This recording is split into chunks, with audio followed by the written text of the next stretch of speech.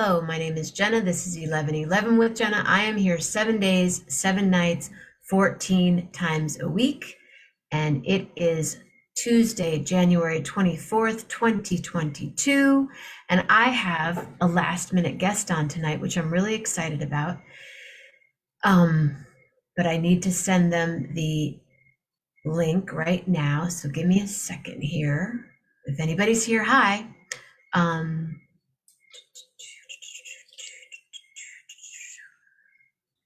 I will bring you on around 11:20, 10:20, so I can chat for a minute. Anyway, hi. I don't even know. Mom, are you here? Mom? Mama Grace with a beautiful face. Mama Grace with a beautiful face. How come I'm not here? It says that I'm here.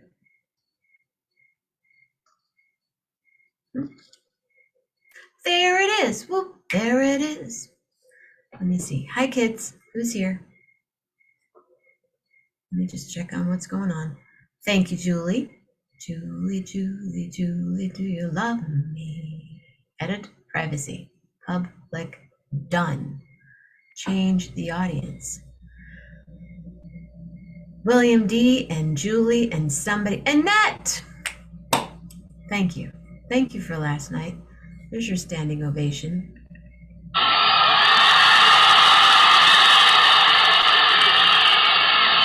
feel like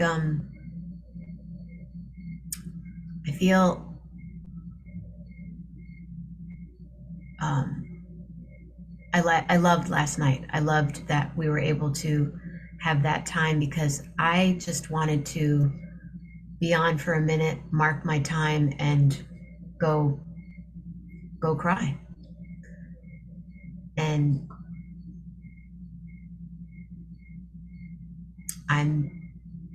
I'm grateful that you were there last night. I'm grateful that Melanie started the party and June Millington, and she literally, I messaged her and she was on in a minute. And I loved the fact that I told my brother about it tonight and he looked at me and goes, that's why you do 11:11. And I go, yeah, it's why I do 11:11. And there was another shooting tonight. And I feel like there probably will be another one tomorrow that we'll mark this with. I think that's 34, 36 since January 1st. Hi, Tammy. But it's opening up more conversations, and like my friend David said, repeal things have to change, and people need more help, and people need to be able to ask for more help. And I have one friend that's going to come on hopefully soon and wants to talk about it. She's a forensic psychologist. But tonight, just to change up a little bit, another tonight, in Washington State. One overnight, sometime, let me see when it was. 3 killed in random shooting in Yakima, Washington.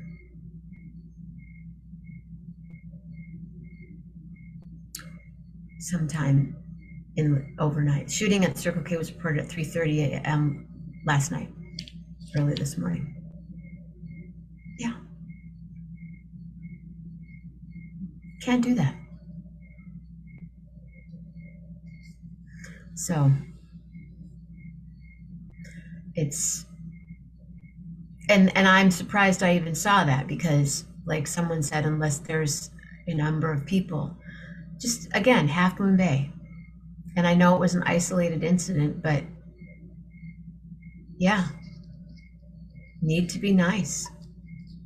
That's why I say every night, stay safe, stay healthy, and be real nice. I didn't know about the Oakland shooting, Rich.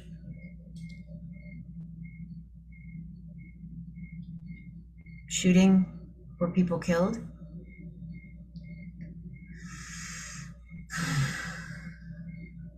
Man, what? In Oakland today?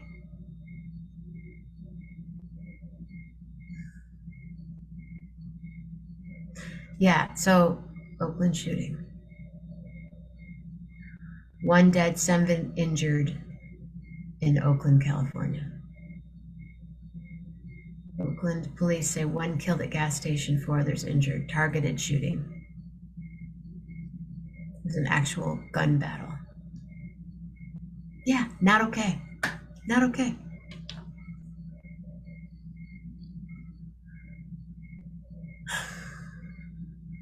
How's Cashew? Cashew. So a friend of mine's going to come on tonight, you guys,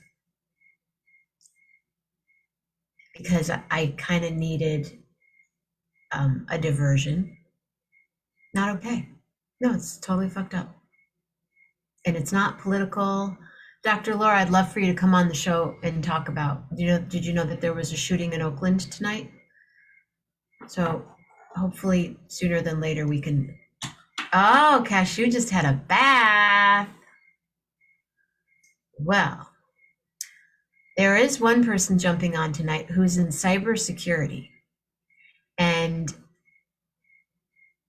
we had a conversation a couple of days ago about how when you like how much I'm online all the time, right? I'm here. Who wants, what do you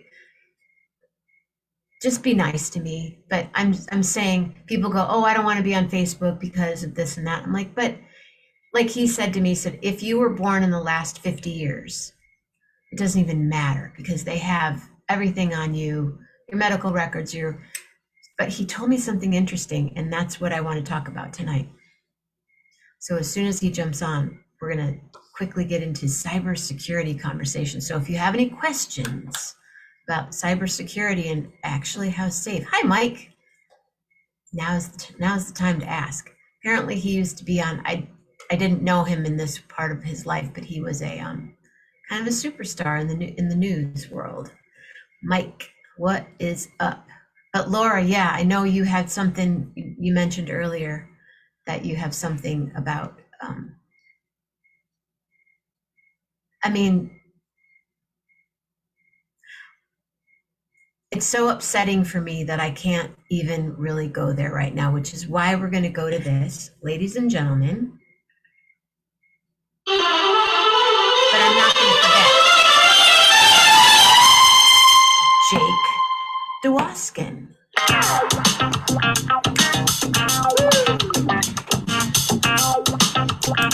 He's quick. Hello, Jake.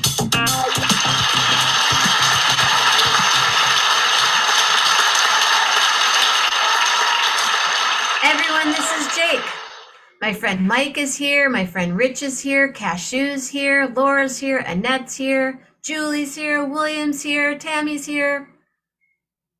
And you're here. Where are you? Thank you. Well, it's great to be here. And as I mentioned earlier, I've never been played on before. It's just not something. It's just not something that tends to happen a lot in my profession. So I'm just basking in the moment of actually having walk-on music. I'm in Afton, Minnesota, so really deep in the Arctic. Afton. So it's a small river town about 15 minutes from downtown St. Paul. Oh. Are you a Fisher person? Not anymore. I definitely enjoyed some of the Minnesota outdoor activities, but I'm not a Minnesota native, so I didn't take to it quite like people that were born and raised here.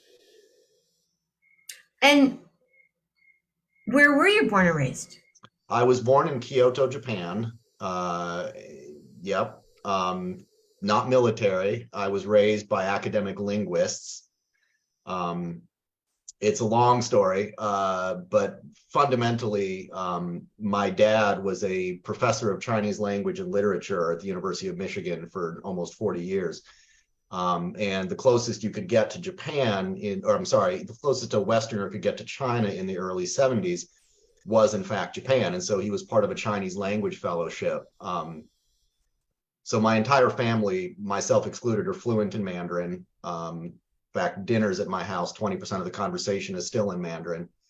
Um, so yeah, I was born in Japan. I spent a lot of time in Ann Arbor, Michigan, a few years in St. Louis, but mostly raised in Ann Arbor, not far from the University of Michigan, and then moved to Minnesota when I was 18 and to attend the University of Minnesota, and been here ever since. Minnesota. Yeah. And incidentally, and I don't know if there's anybody else from Minnesota on the call, but we actually, and I sort of use the royal we, don't actually talk like people from the movie Fargo. I just want to dispel that myth. There isn't, don't you know? Is that a Minnesota thing? Yeah, absolutely, you betcha. But it's not quite as pronounced as the movie Fargo. I tell people that I'm from Minnesota, and everybody busts out their Fargo impressions. And then I have to break their heart and tell them that I'm not actually originally from Minnesota. Because you're a Michigander.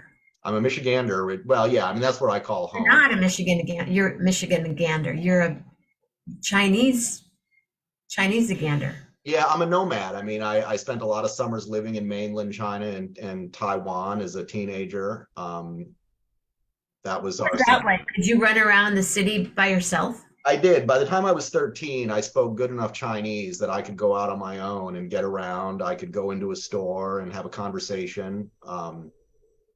It's weird. I mean, in retrospect, as I grew and, got introduced to, other people, I began to appreciate how sort of strange my life was in a lot of ways. We never went to Disneyland or Disney World. Both my parents were teachers, and so we'd pack up for the summer and move to China. And that was just normal for us. Interesting. Yeah, in the UP, they do that. Hey, Claudia. Claudia is on. So let's see, Wisconsin, Illinois, Michigan, New York, Northern California, Central California. We're all over the place. So do you speak Chinese now?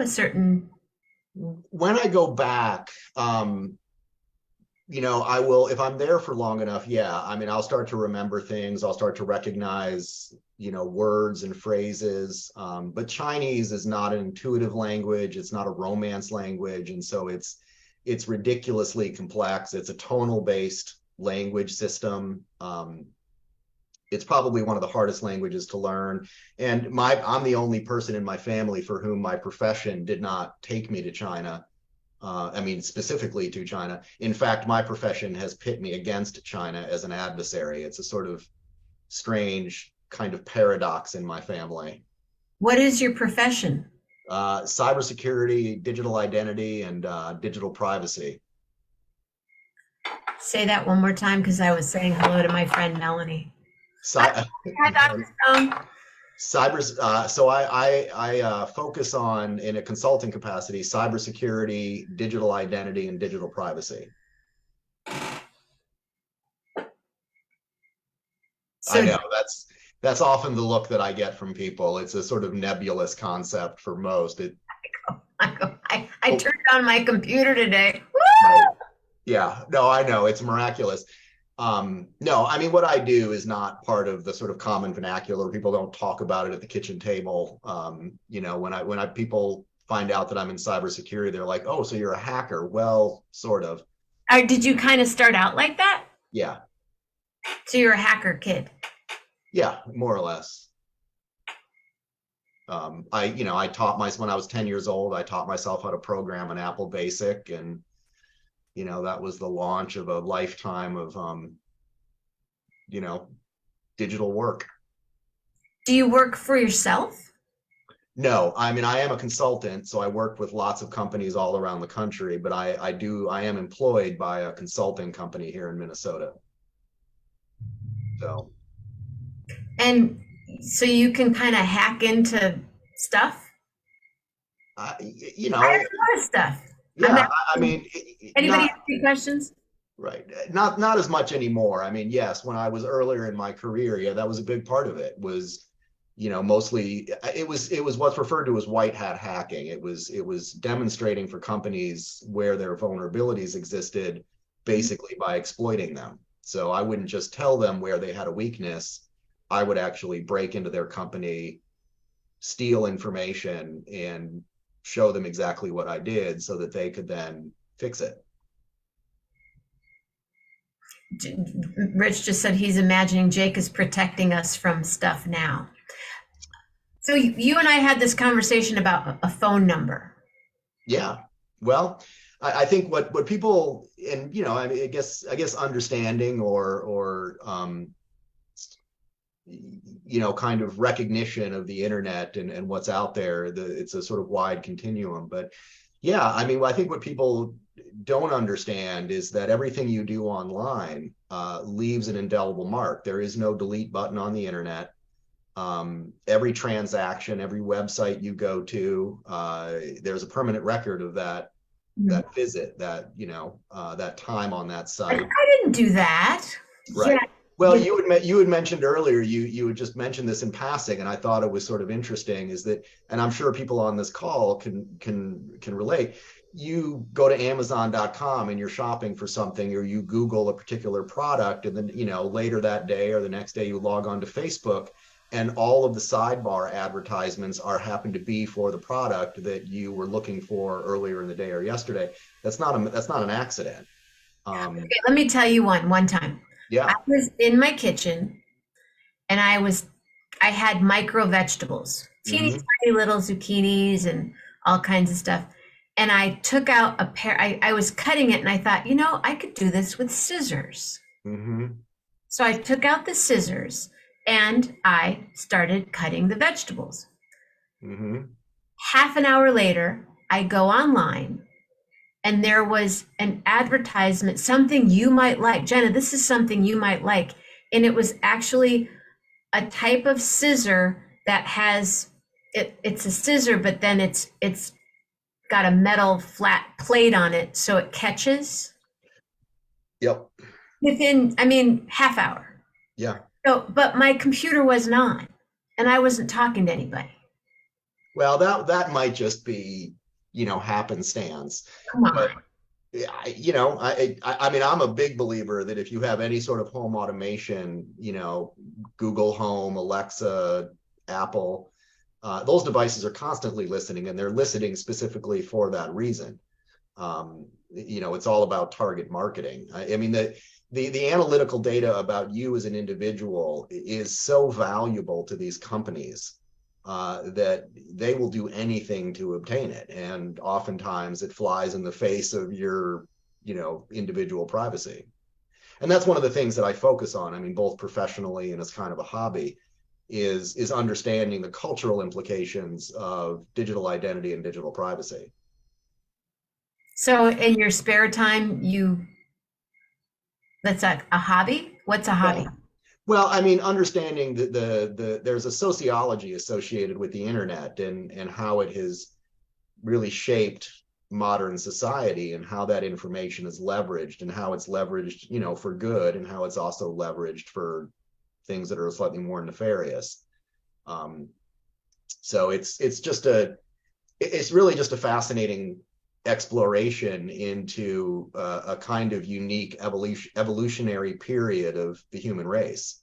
I would equate it to the invention of the wheel or fire or electricity. It's that significant with respect to how we live and how we interact. I mean, your podcast or your live stream is a prime example of that. Your ability to reach people now globally has really only been readily available for the last 20 years. I want more people to come to my show. I know. Well, I mean, that's the power of the internet. And there's about 8 people here right now. But they're out there all over the country and Canada. Mm-hmm. So that's cool. Now, Yep. if everyone shared this show with their friends, I even have a cousin here. Hi, Sandy. So when you did this hacking stuff as a child, were your parents, oh, that's so great, Jake. Yay. Well, I think, yeah. I mean, my dad in particular is a big technophile. So, I mean, he was always bringing home technology. He really encouraged the sort of use and exploration of the technology. I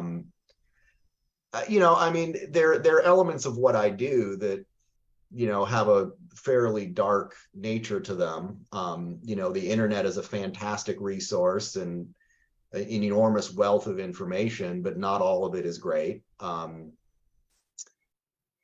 There are things that I do professionally. I mean, from a non-disclosure perspective, I actually can't talk about. Mhm. I mean, whether it's Are for you kind of like a spy? no, I wouldn't call it that.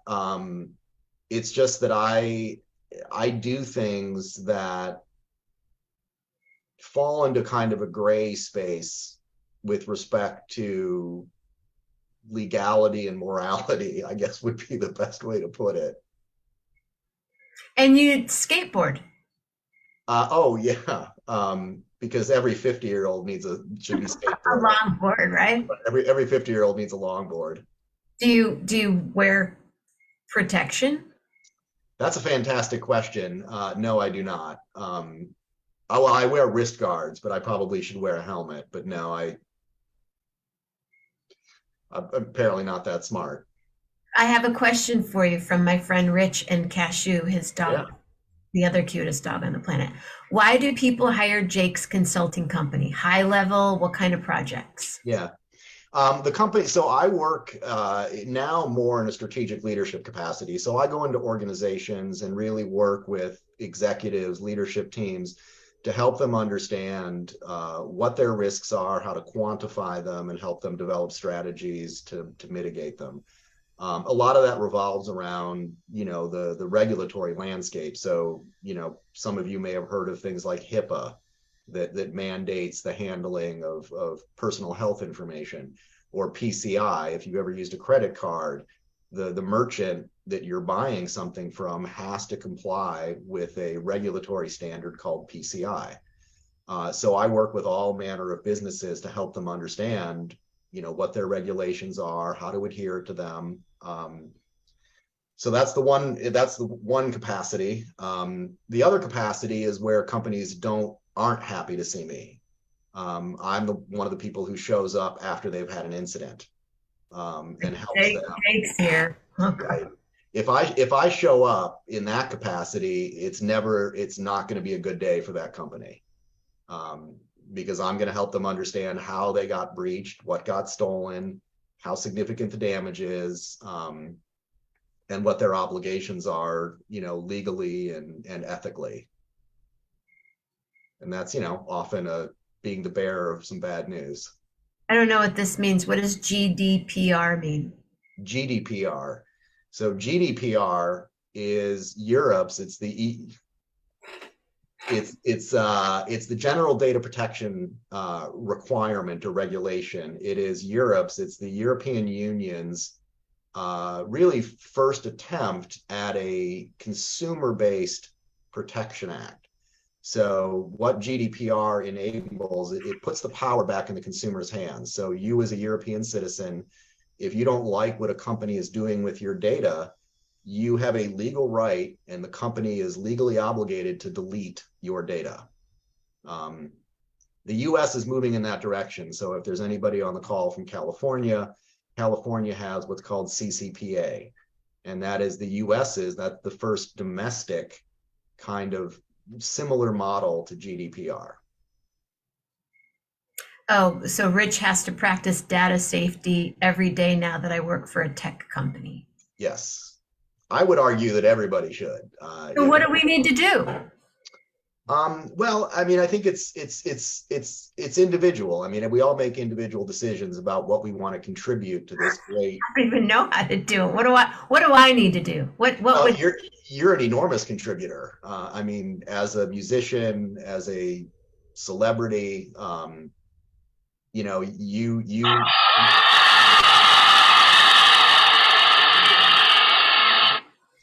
right. you contribute a great deal to that dialogue, and that's a conscious choice. That's part of the business that you're in. It's part of how you share your music and your art. So that's sort of the point, is that we all play a role in that, and we all can make conscious decisions about what we contribute. So I'm not on any social media. I'm not on Facebook, Instagram, Twitter, Snapchat. I don't use TikTok. For me, that's not a way that I want to contribute. But is it because it's bad? No, I mean, I think that's a sort of great misnomer about the internet, is that it's very easy to vilify. It's funny. I was thinking about this when you asked me to join earlier, and I was trying to think of ways that I can make this kind of topical based on what you do and your contribution artistically. I'm sure everybody on this call, especially if they're in sort of generationally similar, remember Napster. And the controversy that surrounded Napster. I know, see, so I'm going to offer a counter to that, somewhat hostile response. I mean, yes, in a legal sense, what Napster was doing was theft. I mean, that was the intellectual property of the musician, the recording artist, the music labels. But what you have to think about is what Napster did, the technology that Napster introduced, the sharing technology and the streaming technology has contributed directly. So the fact that we can stream audio, that we can stream it off of Amazon or Spotify. I know, but that's not good for me either.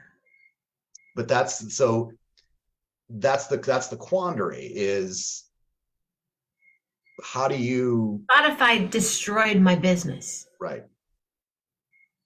But that's how people want to listen to music. Nobody goes out and buys CDs anymore. Right. I mean, it's a question That's of... why I'm drinking water right now out of my same cup. No, I'm just kidding. I do have a lot of cups, but yeah, it destroyed my business. Yeah.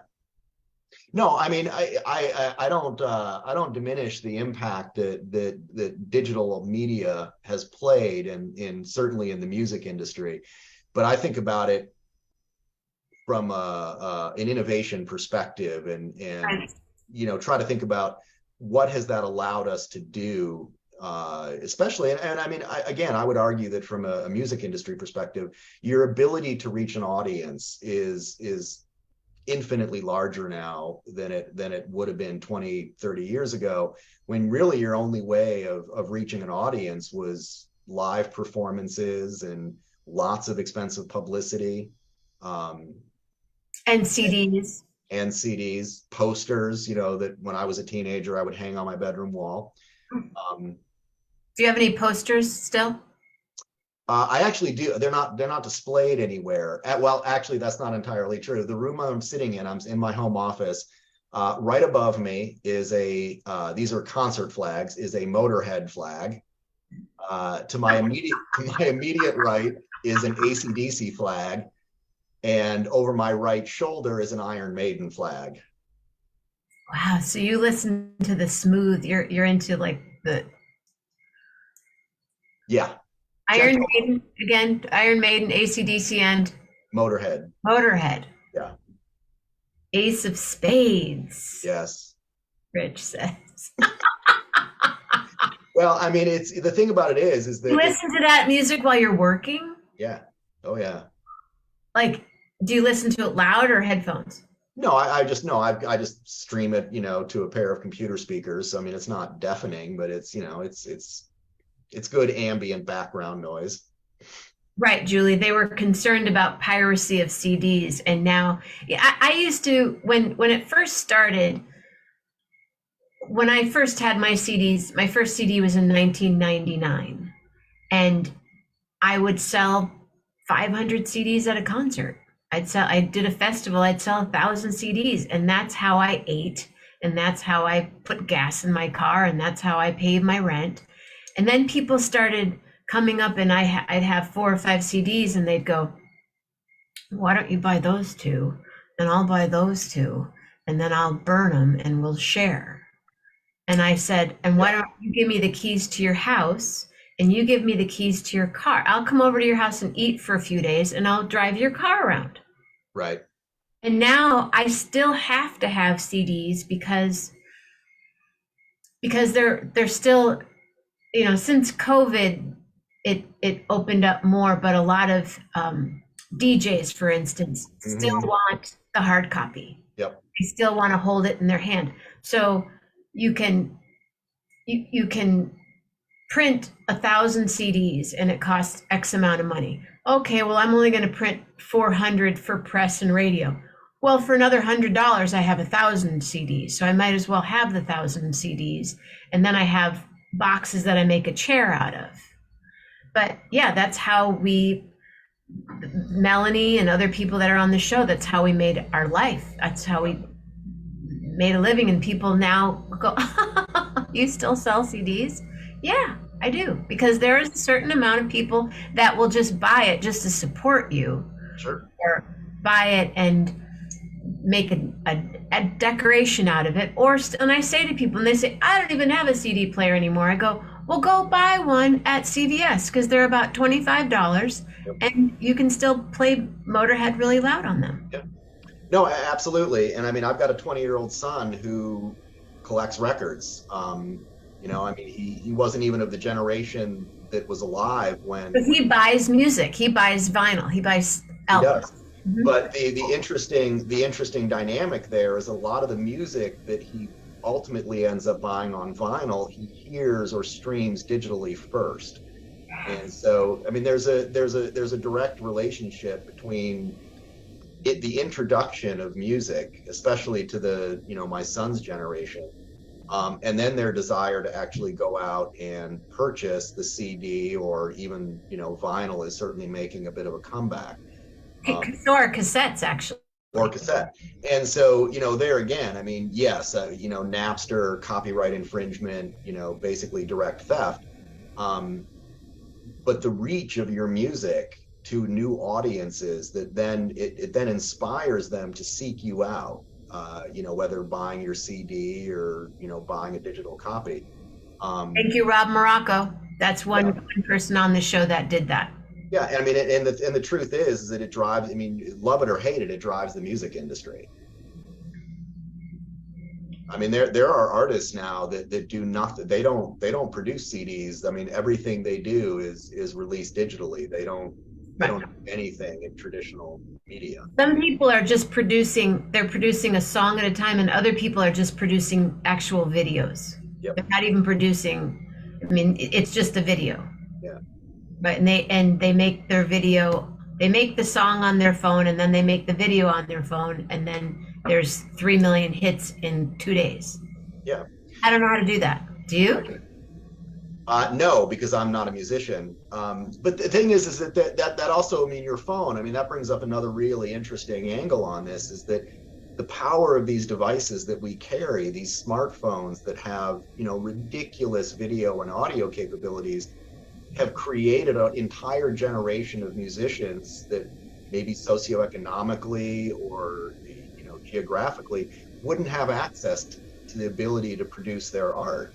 Yes. So, I see a lot of mostly the younger generation, producing incredible music and incredible art, and doing it as a 14-year-old who normally wouldn't have access to that kind of production quality.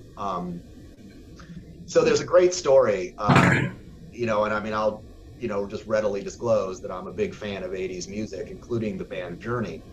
But I don't know. Journey. Yeah, well, I don't know if you know the story about their new lead singer. Well, he's been with the band now for about 15 years. I do.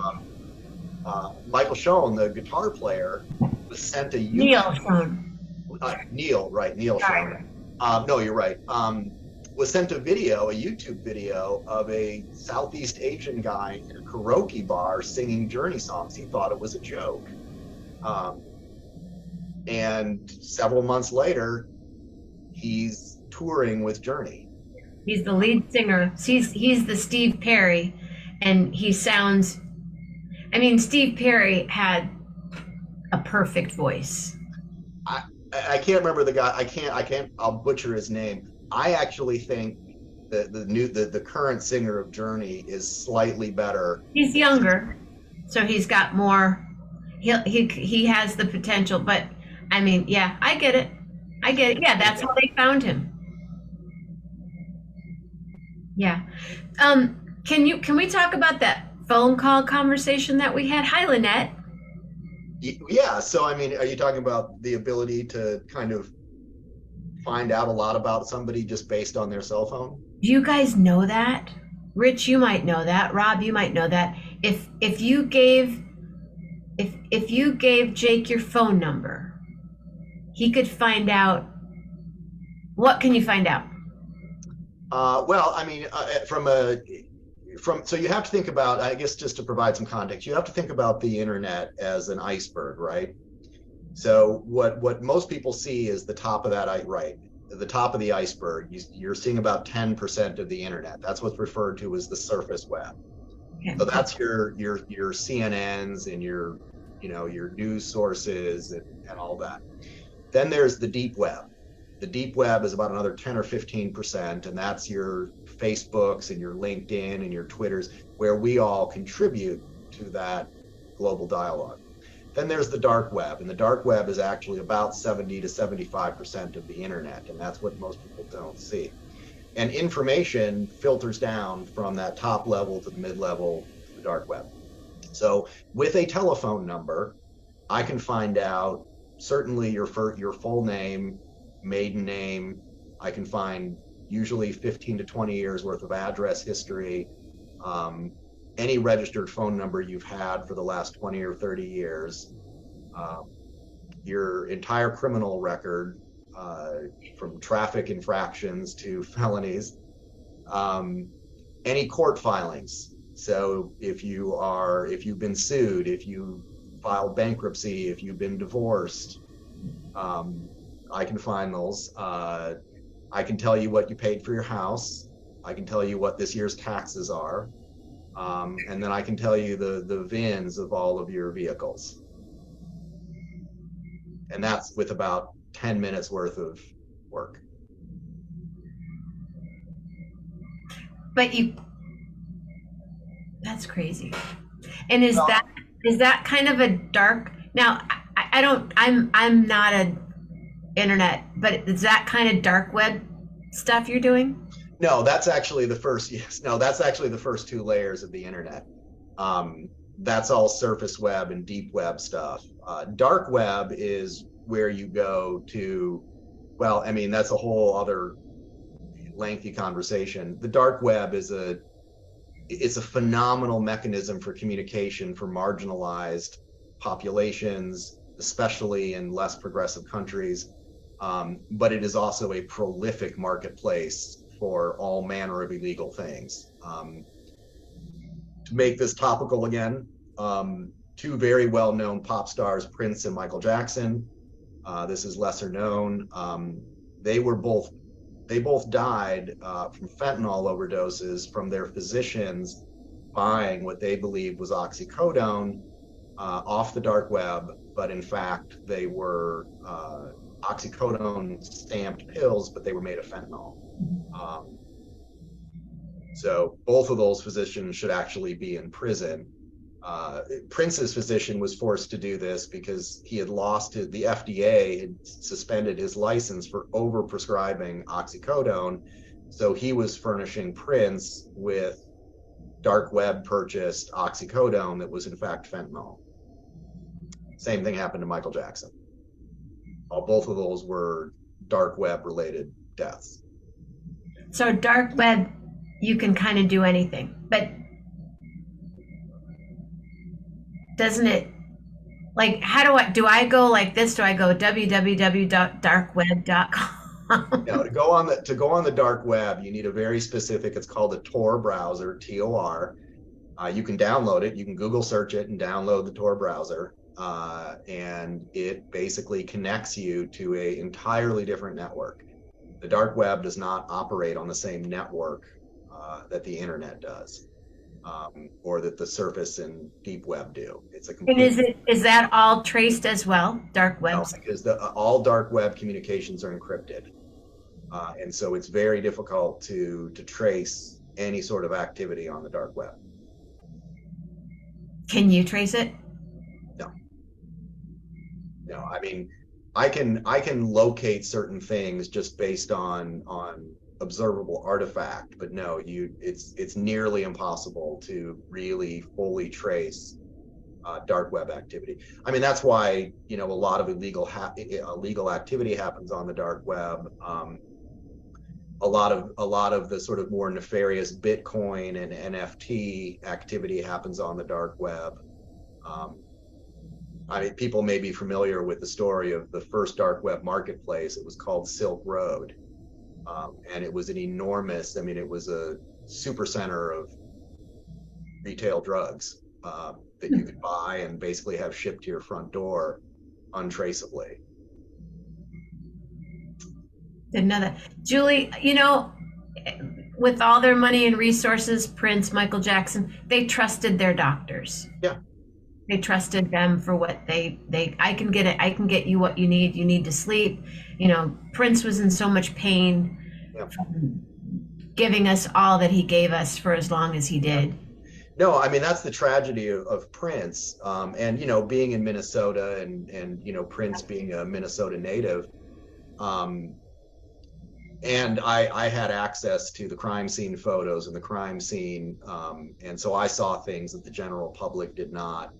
But Prince was an opiate addict. I mean, at the end of his life, because he had debilitating joint problems and skeletal issues, I mean, from, a life. He jumped off a 5-foot stage into the splits. Right. For 10 years while you have a guitar in your hand, and then roll over and play the bass and then go play the piano and tell me that your hips don't. Hello, Eileen. Hello, Rich.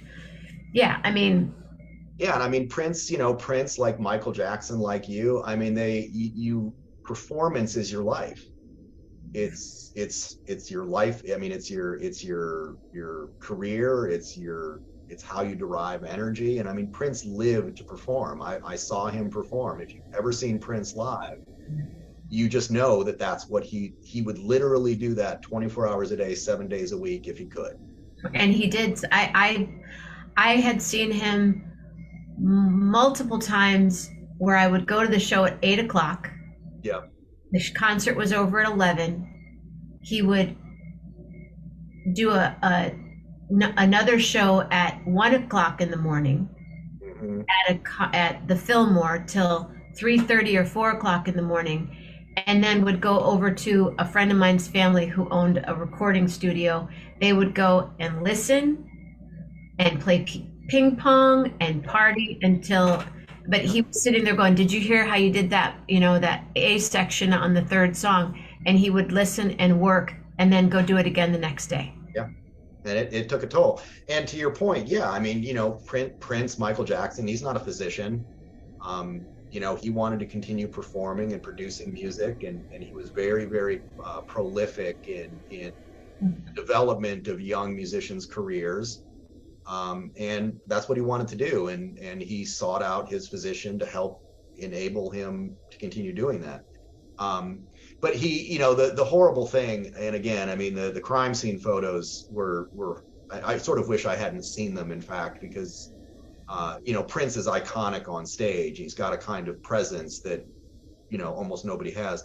And to see him on the floor of his elevator, because he died in his elevator, he had a PICC line in his arm because he was so constantly dehydrated from opiates that they just pumped him full of fluids all day.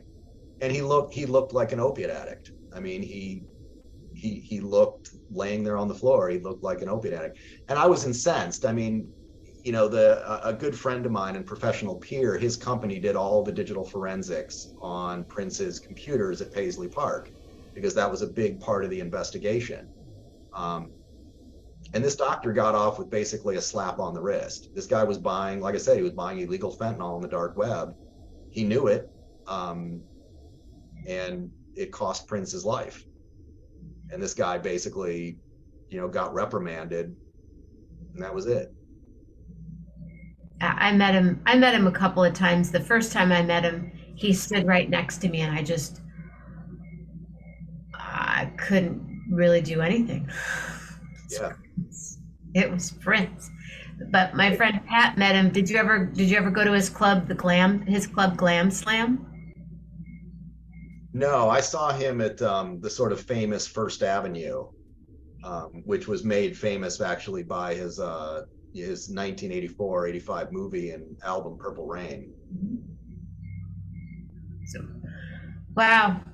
So, getting back to this phone call thing, Yeah, like you just get somebody's phone number and then you can go, and it takes you how long to get this information? 10 minutes maybe. Um, And about photos. So, we were talking about photos earlier. Because if I keep talking about Prince, I'm going to cry. yeah, no, we should move on. It's a depressing subject. Um,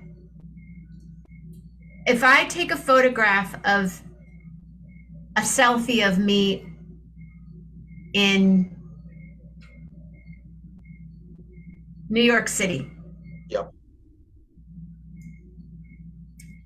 how long would it take for you? Do you think that Prince was aware that his doctor was dealing on the dark web? No, I don't think he did. Because I saw pictures of the pills that Prince had taken that killed him, and they looked just like, I mean, they were stamped in the same shape, the same color, and even with the same identifying marks as a pharmaceutical grade oxycodone. So no, I don't think Prince knew at all. In fact, he was getting them in prescription bottles.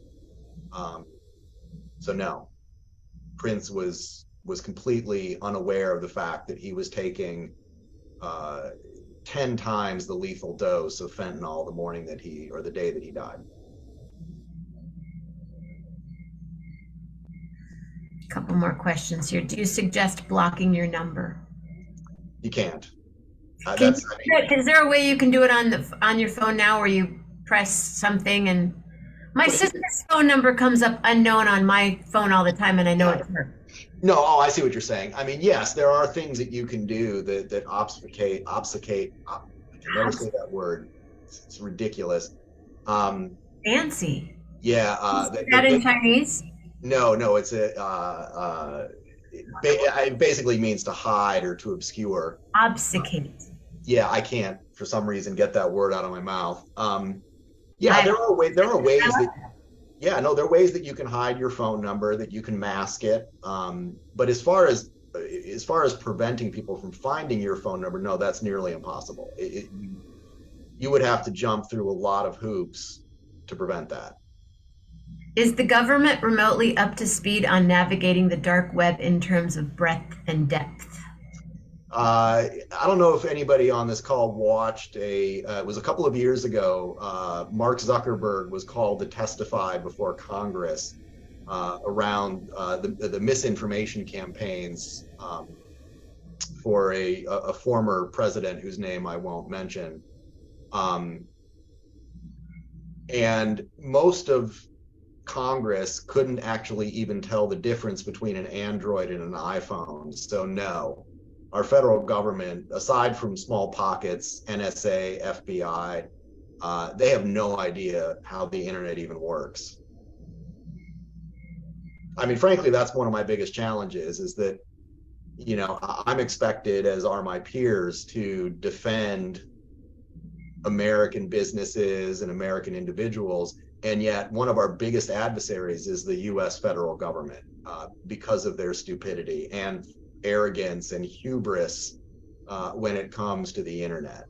So no, they have absolutely no idea what's going on.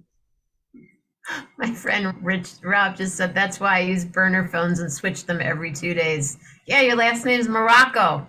Yeah, no joke. I mean, that would be one way of helping to sort of hide your identity. But as I mentioned earlier, I mean, the simple fact is that if you were born in the last 50 years, you have a digital identity. In fact, if you're not on Facebook, you're actually more interesting to Facebook than if you are on Facebook. And they have done exhaustive research on you because you're part of a cohort that they want to understand why you're not on Facebook. So even if you're not on Facebook, you're on Facebook. explain that a little bit more. Well, I mean, I get it, but I want to break it down now. yeah. So they buy information about people that don't have Facebook accounts. So they're buying information from Amazon and Apple and Target.com and where, I mean, any other website that you interact with, because they want to understand who you are, you know, your gender, your ethnic identity, your sexual orientation, your socioeconomic status, because they want to figure out, okay, this is a demographic or a cohort that we want to attract. What are they doing online? And how do we lure them onto Facebook? It's pernicious. We've known each other for about 5 years. How did Jenna and Jake meet? On the dark web, perhaps? No, No, no. I'm gonna let Jenna tell how we met because I promised I wouldn't mention it. Oh, we met in what's the town that my nephew's? What's the town you were driving through where my nephew's bar is? Oh, Sawyer? Sawyer, Michigan. Yeah. Sawyer, Michigan. 5 years, 4 years ago, 4.5 years ago. It was end of August, so yeah, 4.5 years. But I've never been on the dark web. I don't even know how you get on the dark web. But I wonder, like, there's a, this is going dark now. There's a man that has been accused of killing his wife. Yeah. And kind of a big story. And he went online, like, how to dismember a body and how to do this and how to, why would he do that? Who does that? Well, I mean, this is the same argument that there was a man here in Minnesota that went on the dark web to hire a hitman to kill his wife, and when the hitman screwed up the job, he finished it. But nonetheless, he ended up getting arrested for conspiracy to commit murder. But that stuff that's on the dark web, how did they find that? Because he didn't realize he was communicating with an FBI agent. No, the Brian Walsh, I think his name is Brian Walsh, the guy that you're referring to that killed his wife and cut her up. He was Googling things like how to dispose of a body. Yeah. I mean, that's just abject stupidity. I mean, frankly, that's just stupid. I mean, if you think Google's not tracking you, you've not been paying attention for the last 20 years, especially if you're going to commit a crime, for God's sake. How do I become more popular on Facebook, on my show, to the world? It's a good question. I mean, I'm not really in public relations or marketing. It is totally laughable that he did that. It's ridiculous. Well, and it's a kind of hubris, and it's a kind of desperation. How to get rid of? Yeah, how to dispose of a human body. What is the best tool for cutting up a human body? I mean, really? I think if you watch Dead to Me, you learn something about that. I as I've read that story and followed that story, the layers of stupidity that this guy has demonstrated, really, it deeply unfortunate. No, I mean, it's a good question. I mean, I think that, you know, social media is tricky, and Facebook, you know, the problem with Facebook now is that it's become sort of generational. If you ask my 20-year-old son, I mean, I asked him one day, he's like, Dad, Facebook is for old people. So, I mean, I think Instagram, TikTok. Yeah. You know, those are the, you know, it depends on the demographic. I mean, if you want to attract, you know, our generation, then sure, Facebook is viable, even Instagram to a certain extent. I think TikTok is even old now. Well, I mean, the problem is, and it's us parents who keep chasing our kids off to other technologies because we sign on to these things kind of to sort of monitor our children, and then we end up becoming addicts of TikTok. I mean, I'm not on TikTok, but I have friends of mine who are parents my age who keep sending me TikTok videos, so they're clearly on TikTok and they're not 20. They're on Facebook too. They're reels that are from TikTok that go on, and I sit there and watch. I have a couple things that I watch. I watch this one woman and her dogs. I watch other dog videos. I watch stuff on ADD. I'll skincare stuff or makeup stuff where a woman will go like this. She'll be like no makeup, and then she goes like that, and then well, you're like, whoa, yeah. Yeah. But No, it's interesting, but I think that the trick to digital sort of marketing is really using these platforms, the newer platforms, to kind of sensationalize who you are and what you do. And while I certainly don't advocate, nor do I support some of the publicity some people have gotten for their, I mean, abject hatred, anti-Semitism, misogyny, you can't deny the fact that when you do things that are controversial, when you do things that are cutting edge, the old adage that there is no such thing as bad PR. as long as they can spell your name right. Right. The internet epitomizes that. If you want to increase viewership, light yourself on fire and bungee jump and put it on TikTok. I mean, that may not be dramatic enough, but it's a nice ambiance. Yeah, it's hiring somebody to do that kind of thing it's but some of that is luck too, wherever they gravitate towards. My final show, yeah, Jenna's final show, right, Rich? Right. No, if you guys keep sharing the show and being here, I won't do a final show. If it ends up being my mom and I for a week, then I'll end the show. I would feel really badly if any advice I had given you about how to sensationalize your existence resulted in being your last show. That would. But it would be an interesting way to go out, wouldn't it? Well, you probably would get a lot of new fans posthumously. My brother and I used to talk about that. We joke about it after I think I made my third record. He goes, we could fake your death and we could sell a bunch of CDs. Yeah. Does anybody have another question about this cybersecurity kind of thing? It's interesting. So do you do this every day? Oh, he's on TikTok right now. No, sorry. I just got to respond to a quick digital message. Speaking of digital identity and obsession. I'm glad you guys are here. Thanks, Mike. Thanks, Rich. Thanks, Julie. Sorry, what was this? So what was the question? I forgot. Is there anything that I can do, that we can do? Okay, so we can't have our numbers.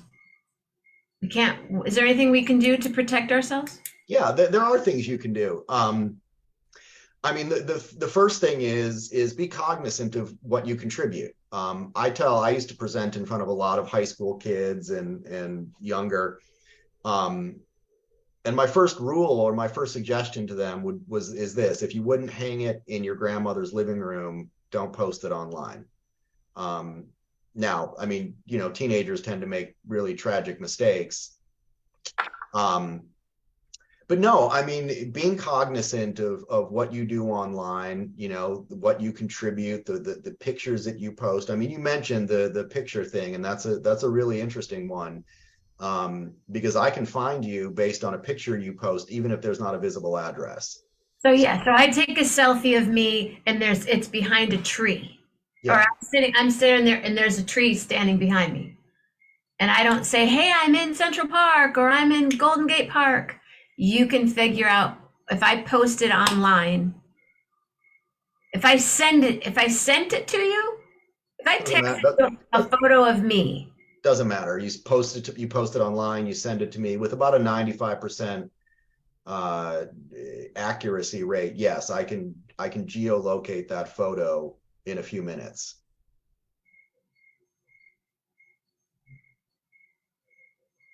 So what basics should we take on our computer and our phone? Is that what you meant to say, Rich? What basics should we take off, did you want to say? Or on our computer and our phone? Well, I mean, it's not so much about taking things off of computers. I mean, because the computer itself is really just the gateway. And so it's really more about what you do online. Basic steps for security. Yeah. Well, the first one, and this is usually there's a sort of collective groan and eye rolling, but all of your passwords should be at least 14 characters, alphanumeric with standard complexity. Frankly, people are now adopting passphrases. So instead of even using a password, they're actually using sentences. So that's really one of your first lines of defense. Do not use the same password for multiple online sites, because if you're using the same password for Facebook that you're using for your online banking, Facebook has had multiple breaches that involve the theft of passwords. Now, if I'm the hacker that perpetrated that, I'm not interested in logging onto your Facebook account. That's not why I stole those passwords. Statistically, 95% of users reuse their password for multiple online systems. So what I'm going to do is I'm going to find what bank you bank at, or I'm going to find what credit cards you use, and I'm going to start firing passwords at those systems, even if it's an iteration of your Facebook password. So instead of an exclamation mark at the end, used a question mark. I'm going to generate iterations from your password until I get it right. So passwords are big. So a good password is at least 14 characters alphanumeric with special characters or complexity. 14 alphanumeric? Yeah. Okay. Or a passphrase. So,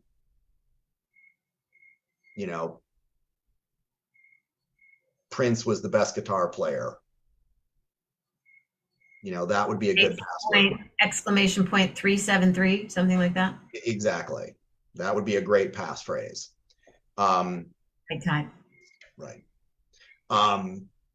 Keeping your devices updated, whether it's your Windows computer, your Mac, your iPhone, your Android, when you get prompted for system updates, do them, because those often include fixes for security flaws. If you get a text message from a number that you don't recognize with a link in it, do not click on it under any circumstances. If you don't recognize the number, look it up. There are free reverse number lookup services that you can Google, but do not click on the link. See what other would be some other good suggestions. My friend Rob says he uses Dashlane for passwords, but recent hack of a competitor makes him nervous. Yeah, LastPass got hacked. So LastPass is one of the industry leaders in password management.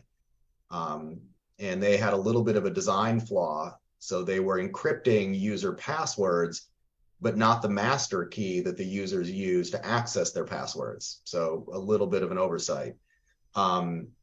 But I'm still an advocate of password managers. So LastPass, KeyPass, OnePass, DashPass. Is that where you send all your passwords? And no, I'm asking you, like, is it good to have all your passwords in this book in the world? Is it good to do them online? What do people do when you have 19 different passwords? Yeah, well, I mean, that's why people are using password managers, so that you're not writing them on Post-it notes and sticking them to the side of your monitor. So you trust those companies to do that? Well, I mean, yes and no. Word salad. What's word salad? I don't know. I've heard that name, but I'm not sure. I mean, it could be a password management tool, or it could be a word game. What do you suggest one in particular that somebody like me would use? Yeah, I mean, I think LastPass. Hold on, I got to get my Post-it out and write it on there. Yeah, exactly. I still think that at a consumer level, LastPass is fine. But I mean, even your browser, I mean, if you use Firefox or Chrome or Microsoft Edge or Safari, they now have built-in password managers. And where they ask you, they say, do you want to save this password? Yes. Do you say yes? Is that a good thing to do? Yeah, because they're saved locally on your computer. They're not synced, to any sort of Firefox or Safari repository. But yeah, I mean, anything that you can do, whether it's a password manager, whether it's a browser plugin that stores passwords, those things all help reduce the likelihood that you're going to get lazy and not change your passwords, or you're going to use shorter passwords than you should, or you're going to reuse the same password for multiple systems. So if you don't use those and you are just somebody that's not going to be that technological and use LastPass, how often do you think passwords should be changed? I think that at a consumer level, every 6 months. Most businesses force password changes about every 90 days to 6 months. Companies now are shifting away from that in favor of longer, more complex passphrases. So it's kind of a trade-off with users. We won't make you change your password as frequently, but you have to have a 20 or 26 or 30 character passphrase.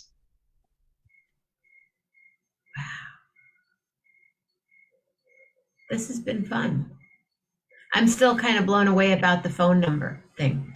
Yeah, well, I mean, it's a neat party trick. Yeah, have you ever done it at a party? Like, come on, Jake. Okay, let me give you my number.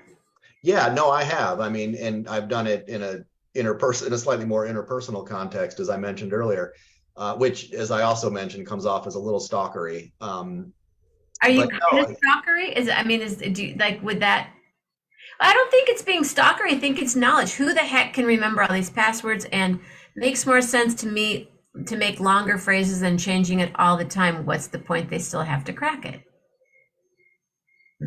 Well, yes and no. I mean, yes, depending on certain factors, they have to run your password through cracking tools. But to put that into context, I mean, that's an interesting point or comment. I can crack an 8-character password. I can crack in about 9 seconds.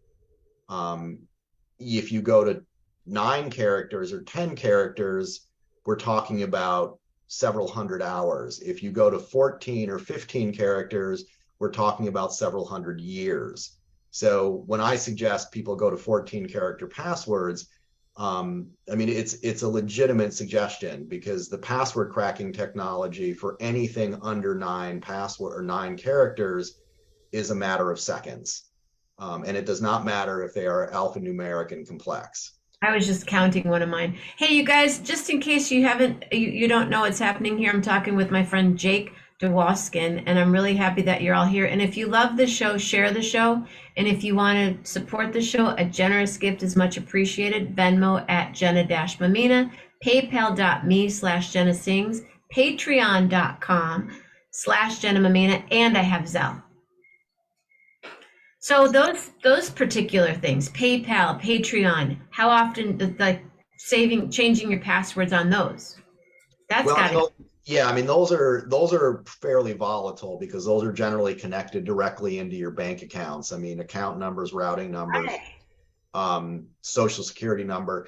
I would recommend that those kinds of things, online banking, PayPal, anything where there's a financial transaction involved, that should be the focus of your longest, most complex passwords and your most frequent change duration or most frequent change cycle. Because those are huge targets. I mean, the financial industry is one of the biggest targets out there, because, of course, that's where the greatest wealth of information is. Zelle is proliferated by scams. In fact, I mean, the Zelle as a company is constantly under heat, because like 50%. Should I stop using Zelle? I wouldn't use it. I think the scams on it are so pernicious that I fundamentally don't trust the underlying technology. But, I mean, Venmo, PayPal, those seem fairly solid. And Rich says that he uses, what did you say? He has a passphrase and has to use VPN every day. Yeah. Yep. Well, diaper, moonlight, funky, vomit, word salad. Yes. And, I mean, a lot of organizations, I mean, even now, Google, they're using 2-factor authentication. So you don't just have to enter a password. You get a prompt on your smartphone, or, for the code and stuff like that. Yeah, it's called multi-factor or dual factor authentication. So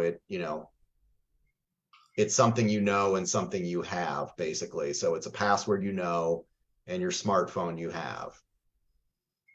The third factor is biometrics, which is something you are. So fingerprint, iris scan, facial recognition. Okay, so what do you think of that? Clear. I love Clear. I mean, not standing in the security line. So worth it, you guys. If anybody flies at all, just get Clear. It's so worth it. It totally is worth it. Where was I? Where was I? Oh, I was at was I in New York, in Jersey? I was in New Jersey. I was at Newark, and they didn't have Clear. Mhm. And the TSA line was about the TSA pre Right. was like 4 blocks long. Yeah. Pre, not the regular. That was way out the door. But Clear. They do your iris and they do your fingers, fingerprint. Yeah. Yeah. So that's two factor. So that's I when mean, people say to me, they're like, "Oh, but I don't want to give everybody my information." I'm like, iris scan later. I don't even need my pull out my ID anymore. yeah. Well, and I appreciate people's, being cognizant of not wanting to give out their information, but that ship has sailed. Your information's out there, whether you like it or not. I mean, Because Jake knows everything. well, I mean, Right? I would be curious if I could see a show of hands, how many people were impacted by the Equifax breach. 135, and that I think that's a low estimate. 135 million individuals had their personal information, social security numbers, credit histories, bank account information, home address stolen.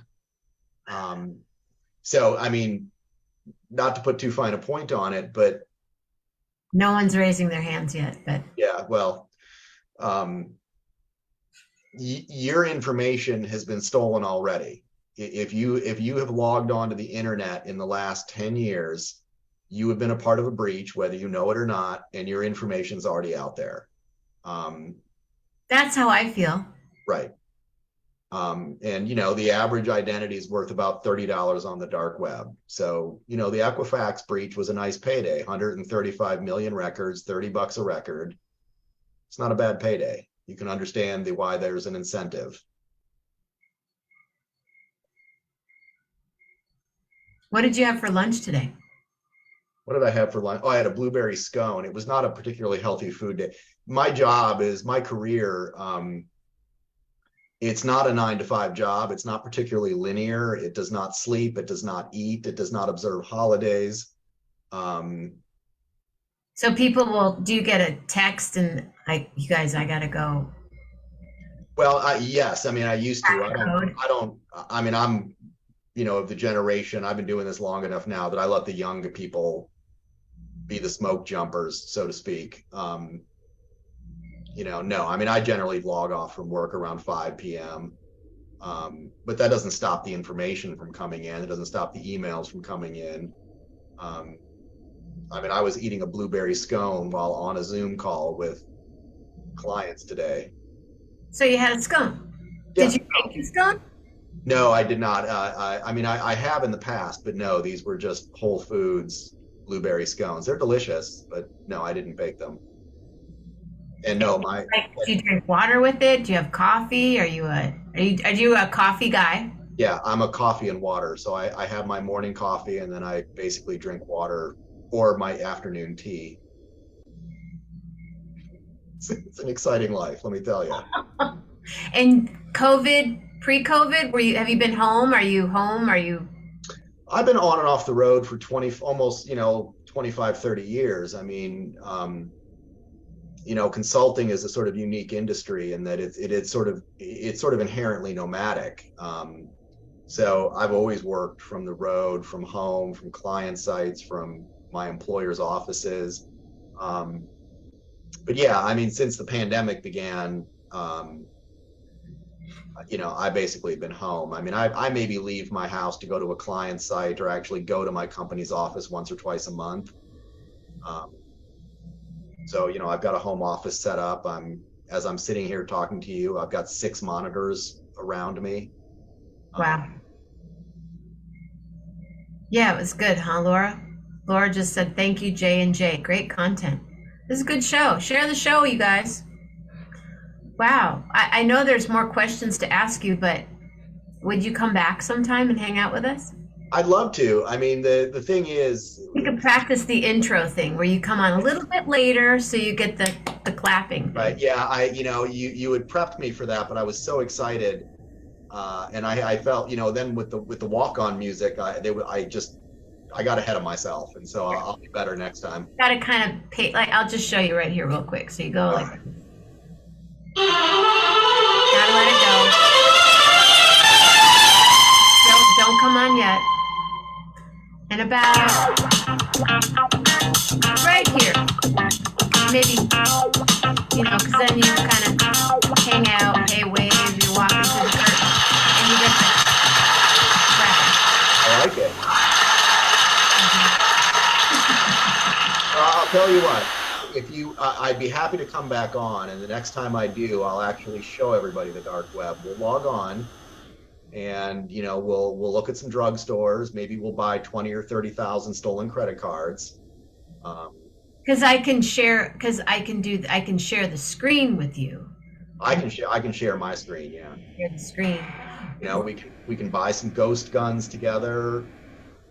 I don't even know what that is, but that sounds fun. They're 3D printed, illegal, untraceable guns. I mean, when I tell you can buy anything on the dark web, it's no joke.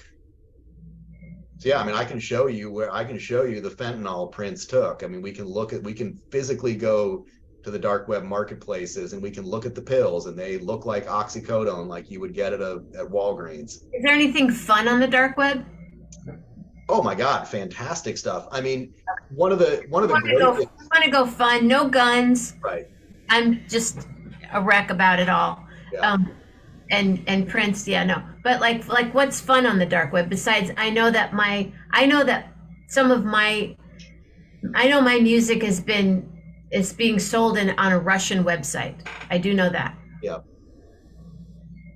But, well, I guess I'm not sure I would say it's fun, but it's interesting because the dark web enables people to communicate in countries where freedom of speech does not exist. So I'll give you an example.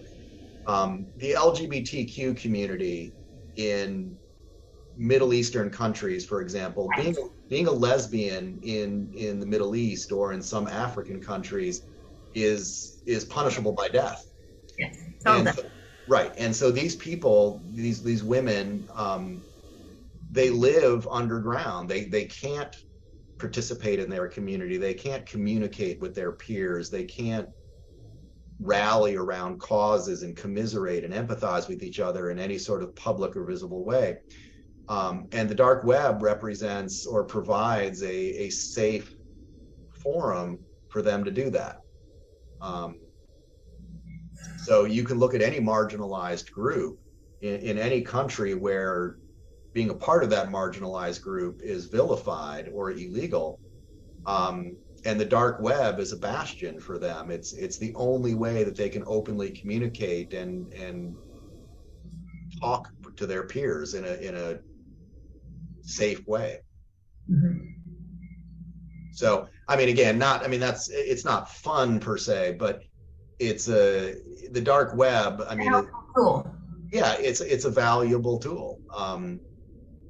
There's tremendous information on the dark web that's invaluable to me from a research perspective, because hackers, criminal hackers are egomaniacs, and they go online and brag about the stuff that they do because it's a real source of pride and recognition. And so when I want to find out how something happened, how a particular breach happened, I can just go to the dark web and wait for the hacker to start bragging about it, because they will. So, the Equifax breach, Target, Home Depot. You know, all those hackers ended up on the dark web bragging about it.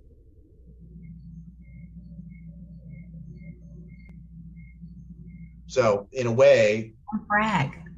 yes, yes. Well, you know, hubris. In a way, that information, I mean, it's invaluable to me in what I do on the other side of that spectrum, which is trying to protect, you know, the integrity of businesses in our somewhat fragile economy. He's my friend Jake DeWoskin, and you are I don't want to mess your title up. Cybersecurity consultant, expert. Oh, you're an expert. I don't know. Well, I mean, what do they say? Expert takes what, 10,000 hours at something? Okay, I'm an expert. 10,000 hours? Yeah, 5 years of 10,000 hours to achieve. Although I would argue that I'll never be an expert because nothing on the internet is around long enough or remains unchanged long enough for me to accumulate 10,000 hours. So what I'm an expert of is adaptation. And skateboarding? No, I am really bad at skateboarding. Frankly, it's a miracle I've not been in the emergency room. Well, be careful. So yes, I would love for you to come back and we could talk dark web and you can show us something fun on the dark web. Yeah, no, it would be great. And I think, you know, it would help you understand just how easy it is to get on the dark web. It's not that complicated. Is it a good thing? I mean, it's probably not a good thing to do though. I mean, it depends what your intent is. I mean, you know, the dark web itself is not inherently evil. What makes it evil are the things that some people do on the dark web. So it's just a question of intent. Well, thank you so much. It's my pleasure. Really fun. Here, hold on. I'm going to give you a standing ovation. Sweet. I get walk-off music? No, I don't have walk-off music. But it could be like this. We could just do this. And I could say, thank you, everybody. Stay safe, stay healthy, be real nice, and always end it with, I'm gonna we're dancing. It's 1, 2, 3, 4 right now. Right now. And then it's love hard, everybody. Thank you, Jake. Bye-bye. Feel hard. Good night.